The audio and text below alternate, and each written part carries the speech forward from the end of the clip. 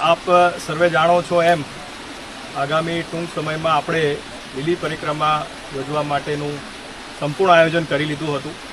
ગઈ 25મી તારીખે અમારી ટીમ દ્વારા પણ નિરીક્ષણ કરવામાં આવ્યું હતું, પરંતુ ત્યારબાદ જે વરસાદની પરિસ્થિતિ નિર્માણ થઈ છે અને એના લીધે પરિક્રમાના જે પણ રૂટ છે એ ધોવાઈ ગયા છે. કાદવ કીચડ ખૂબ મોટા પ્રમાણમાં થઈ ગયું છે. જ્યાં સીસી રસ્તા કે સીડી છે ત્યાં પણ લીલ જામી છે. સાઈડના જે રસ્તા જ્યાં પથ્થર વગેરે હોય એની પર પણ લીલ જામી છે. એટલે આ પરિસ્થિતિમાં લોકો માટે આ રૂટ ઉપર ચાલવું ખરેખર ખૂબ જ કઠિન થઈ ગયું છે. જો મોટી સંખ્યામાં લોકો અંદર જાય અને ફસાય તો તંત્ર માટે પણ એમને બચાવવા માટેની ખૂબ મોટી મુશ્કેલી સર્જાઈ શકે છે. એટલે જે છેલ્લી પ્રેસ કોન્ફરન્સ કરી હતી ત્યારે મેં આપ સર્વેને જણાવ્યું હતું કે આપણે 31 તારીખ સુધી આમાં રાહ જોઈએ, ત્યારબાદ જે પરિસ્થિતિ હોય એ જોઈ અને નિર્ણય કરશું.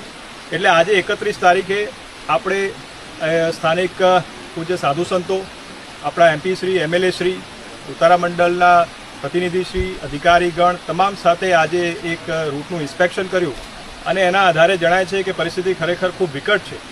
અને એટલા માટે નિર્ણય કર્યો છે કે આ વખતે આ પરિક્રમા જે છે એ આપણી પરંપરા છે અને વર્ષોની આ પરંપરા જે છે આપણે જાળવી રાખીએ એના માટે પ્રતિકાત્મક રૂપે કરવાનો એક તમામને સાથે લઈ અને સાધુ સંતોની સહમતિથી આપણે આ નિર્ણય કર્યો છે.